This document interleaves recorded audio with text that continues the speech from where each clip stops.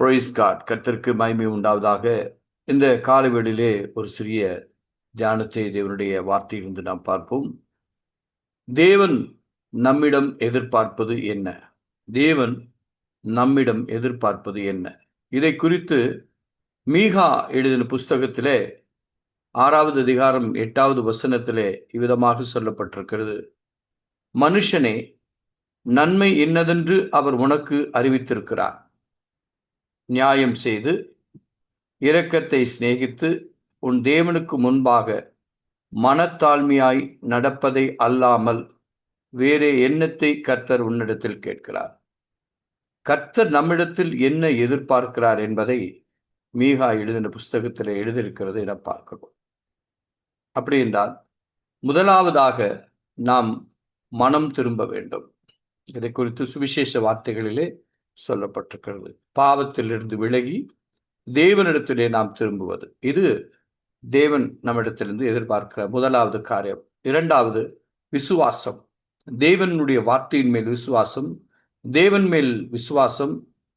தேவனுடைய எல்லா விதமான காரியங்களிலும் தேவன் நமக்கு எல்லாவற்றையும் செய்ய வல்லவர் என்பதை அவருடைய வார்த்தையின் மேலே விசுவாசம் உள்ளவர்களாய், விசுவாசிக்கிறவர்களாய் நாம் இருக்க வேண்டும். அன்பு, இது முக்கியமான. மறுபடியும் பிறந்தவர்களுக்கு, கிறிஸ்துவர்களாக இருக்கிற நமக்கு தேவையான ஒன்று அன்பு. தேவன் எல்லோரிடமும் அன்பு செலுத்துகிறார். அதே போல நம்மிடத்திலும் அதை எதிர்பார்க்கிறார். தேவனுடைய அன்பை நாம் மற்றவர்களுக்கு காட்ட வேண்டும், இரக்கத்தை காட்ட வேண்டும். மற்றவர்களுக்கு ஒரு துன்பங்கள், தொல்லைகள், பிரச்சனைகள் வரும் பொழுது அவர்களோடு இணைந்து அவர்களுக்கு உதவுகிறது தேவன் எதிர்பார்க்கிறார். ஏனென்றால் அவர் இரக்கமுள்ள தேவன், அவர் தயவுள்ள தேவனாய் இருக்கிறார். இயேசு கிறிஸ்து இதைத்தான் தன்னுடைய வாழ்க்கையிலே 3.5 வருடங்கள் அதை காண்பித்திருக்கிறார். வெளிப்படையாக அவர் எவ்விதமாக நன்மைகளை செய்தார், எவ்வளவாக இரக்கங்களை செய்தார், எத்தனை பேருக்கு அவர் தயவுள்ளவராய் இருந்தார் என்பதை அவர் தன்னுடைய வாழ்க்கையிலே காண்பித்து மாதிரியாக காண்பித்திருக்கிறார். மற்றொன்று பணிவு. பணிவு என்றால் தேவ சித்தம் என்ன என்று அறிந்து அந்த தேவனுடைய வார்த்தைக்கு கீழ்ப்படிந்து நடப்பதுதான் பணிவு. அவருடைய விருப்பத்திற்கேற்ற, அவருடைய சித்தத்திற்கேற்ற நம்முடைய வாழ்க்கை முறைகளை மாற்றிக்கொண்டு அவருக்கு சித்தமானதை, அதனால்தான் தேவனுடைய வார்த்தையிலே நாம் எப்படி ஜெபிக்க வேண்டும் என்று சொல்லப்பட்டிருக்கிறது. பரலோகத்தில் உம்முடைய சித்தம் செய்யப்படுவது போல பூமியிலே உம்முடைய சித்தம் செய்யப்படுவதாக என்று சொல்லப்பட்டிருக்கிறது. அப்படி என்றால் அவருடைய சித்தத்தை நாம், தேவனுடைய சித்தத்தை நாம் செய்வதற்கு நம்மை முழுவதுமாய் நம்மை ஒப்புக் கொடுக்க வேண்டும். துதிப்பது மற்றொன்று. தேவனை நாம் எப்பொழுதும் துதித்துக் கொண்டிருப்பது, அதை நாம் தேவன் அதிகமாக விரும்புவது துதியின். கர்த்தரை நான் எக்காலத்திலும் ஸ்தோத்திரிப்பேன், அவர் துதி எப்பொழுதும் என் நாவில் இருக்கும் என்று சங்கீதக்காரன் தாவீது சொல்கிறான் அல்லவா.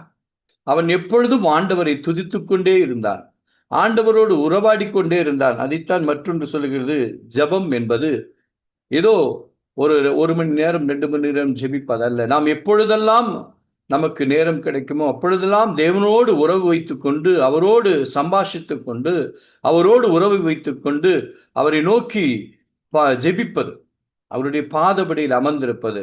ஜெபம் என்பது ஒரு வாழ்க்கையிலே ஒரு கிறிஸ்தவனுக்கு முக்கியமான காரியமாக இருக்கிறது. இந்த ஜெபத்தினாலே தான் நாம் எல்லாவற்றையும் நம்முடைய வாழ்க்கையிலே சுதந்திரித்துக் கொள்கிறோம்.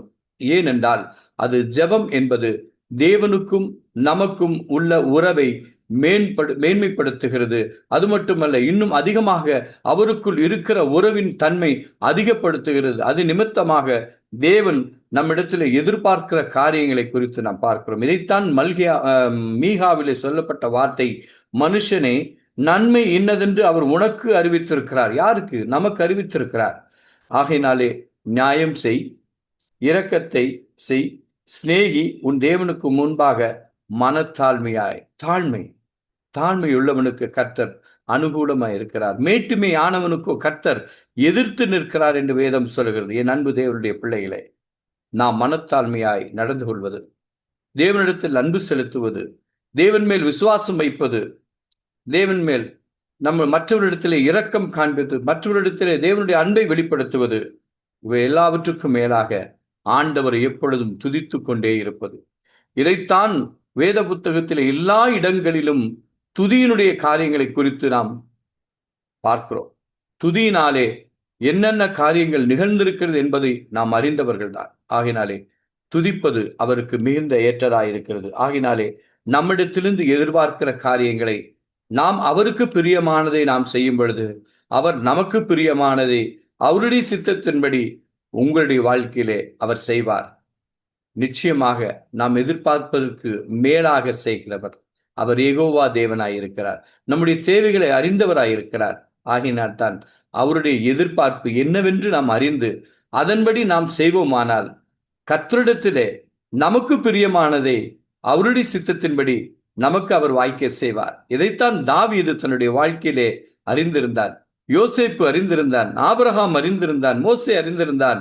தேவனுடைய சித்தத்திற்கு முழுமையாக தன்னை ஒப்புக் கொடுத்தார்கள். தேவனுடைய நன்மையை பெற்றுக்கொண்டார்கள். தேவனுடைய ஆசீர்வாதங்களை பெற்றுக்கொண்டார்கள். அவர்கள் ஒவ்வொரு காரியங்களையும் தேவனுடைய சித்தத்தின்படி, பிதாவின் சித்தத்தின்படி செய்தார். ஏன்? இயேசு கிறிஸ்துவே அதைத்தான் செய்தார். பிதாவின் சித்தத்தின்படி, பிதாவின் சித்தத்தை நிறைவேற்ற அவர் வந்தார். அவருடைய சித்தத்தின்படி எல்லாவற்றையும் செய்தார். எதற்காக? அவர் நமக்கு ஒரு முன்மாதிரியாக இவைகளெல்லாம் செய்து காண்பித்து விட்டு போயிருக்கிறார். ஆனால் இன்றும் ஒரு தேற்றரவான கர்த்தர் நம்மோடு கூட இருக்கிறார். நாம் செய்ய வேண்டிய காரியம், அவர் நம்மிடத்தில் இருந்து என்ன எதிர்பார்க்கிறார் என்பதை இந்த மீகா 7:8 சொல்லப்பட்டதை வார்த்தைகளை நாம் நினைவு கூர்ந்து நம்முடைய வாழ்க்கையிலே அதை செயல்படுத்துவோம். தேவனுடைய நன்மைகளை காண்போம். தேவன் நிச்சயமாய் உங்களை ஆசீர்வதிப்பார். தேவன் மேல் நம்பிக்கையாயிருங்கள், விசுவாசமாயிருங்கள், அன்பு செலுத்துங்கள், மனத்தாழ்மையாயிருங்கள். தேவனுக்கென்று உங்களை முழுவதுமாய் அர்ப்பணியுங்கள். எல்லாவற்றுக்கும் மேலாக தேவனோடு தரித்திருங்கள். தேவனோடு உறவாடி கொண்டிருங்கள். தேவன் உங்களை நிச்சயமாய் உங்களை ஆசீர்வதிப்பார். அவர் ஒருபோதும் மாறாதவர், ஒருபோதும் கைவிடாதவர். நிச்சயமாய் உங்களுடைய வாழ்க்கையிலே இவைகளை செய்வார். கர்த்தர் உங்களை ஆசீர்வதிப்பார். இந்த மீகா 7:8 இந்த வார்த்தையை நாம் கீழ்ப்படிவோம். கர்த்தரிடத்திலிருந்து நன்மையானவைகளை பெற்றுக்கொள்வோம். மனத்தாழ்மையும் இரக்கமும் பணிவும் துதியும் இவைகள் எல்லாம் நம்மிடத்தில் காணப்படும் பொழுது நமக்குள் எல்லா நிறைவுகளையும் கர்த்தர் தருகிறார். கர்த்தர் உங்களை ஆசீர்வதிப்பார். ஆமென்.